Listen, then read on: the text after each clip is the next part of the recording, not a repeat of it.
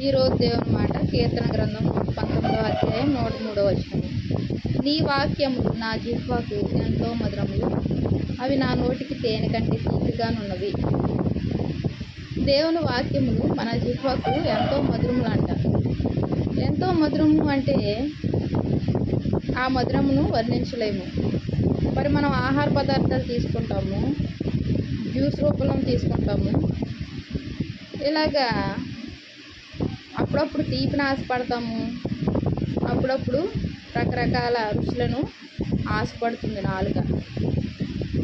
అవి తీపిగా ఉంటాయి, పుల్లగా ఉంటాయి, చేదుగా కూడా ఉంటాయి. కాకరకాయ చేదు, అది కూడా ఆరోగ్యానికి మంచిదని తింటాము. మరి దేవుని వాక్యము ఎలా ఉంటుందంట? మధురంగా ఉంటుందంట. వీటన్నిటికన్నా రుచికరంగా ఉంటుంది. దాన్ని ఆస్వాదిస్తే, దాన్ని ప్రేమిస్తే, దాన్ని స్వీకరిస్తే, జిహ్వకు మధురంగా ఉంటే, ఎప్పుడైతే నోటికి మధురంగా ఉంటుందో అది లోపలికి వెళ్ళి ఏం చేస్తుంది? ఆత్మ ప్రాణ శరీరంను ఎంతో సురక్షితంగా ఉంచుతుంది, ఎంతో భద్రంగా ఉంచుతుంది, ఎంతో మధురంగా మార్చబడే పరిస్థితి. ఎందుకు? మధురమైన దేవుని యొక్క వాక్యము మన నాలుకకు తగిలింది కాబట్టి అది లోపల ప్రవేశించి ఆరోగ్యపరంగా ఎంతగానో క్షేమాన్ని ఇస్తుంది. అవి నా నోటికి తేనె కంటే తీపిగానున్నవి. తేనె తింటే బాగా తీపి తింటే మంచిది కాదు అంటారు. తీపి మంచిది కాదు, పులుపు గ్యాసు.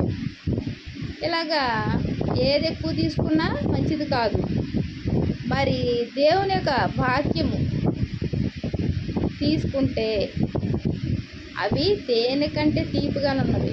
తేనె కంటే తీపిగా ఉన్నప్పటికీ మనం దాన్ని ఆస్వాదించగలిగితే, తేనె కంటే తీపి అయినది ఏంటది? దేవుని యొక్క వాక్యము.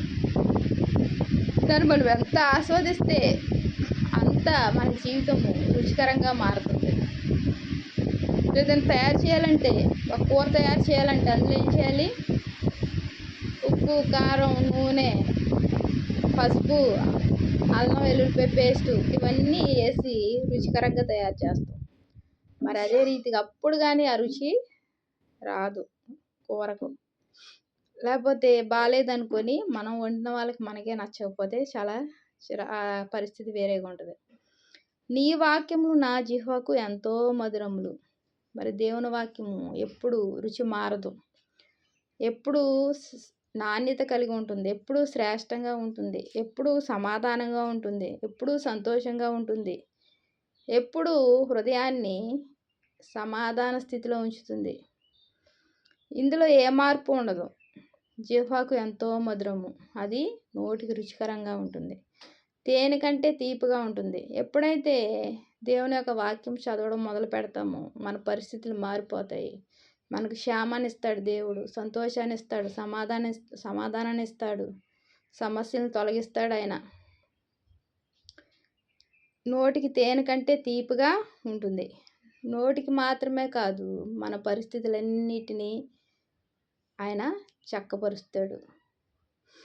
నోట్లోంచి వెళ్తుంది కాబట్టి ఆయన శక్తి ఆరోగ్యపరంగా అన్ని రకాలుగా ఆయన మధురంగా ఉంచుతూ తీపి కలిగిన పదార్థంగా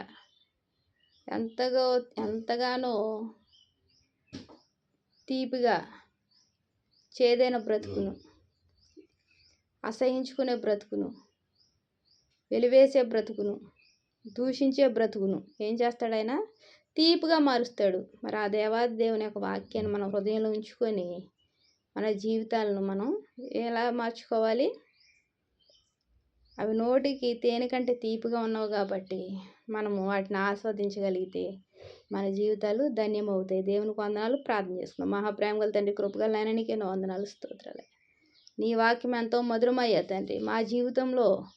మా జీవితం యాత్ర మధురంగా ఉండాలంటే నీ వాక్యం చదువుకునే కృపను మాకు అనుగ్రహించండి అయ్యా తండ్రి. నాయన, చేదైన పరిస్థితులను తీపిగా మార్చే దేవుడు అయ్యా తండ్రి. నీ కృపను బట్టి వందనాలు చెల్లించుకుంటూ ఆశీర్వాదాలతో మేళతో నింపుతున్నందుకు వందనాలు చెల్లించుకుంటూ ఆ ప్రభుని ప్రియరక్షకుడు యేసుక్రీస్తు వారి నామంలో అతి వినయంగా బ్రతిమలాడి పెట్టుకుంటున్నాను తండ్రి. ఆమేన్. Praise lord.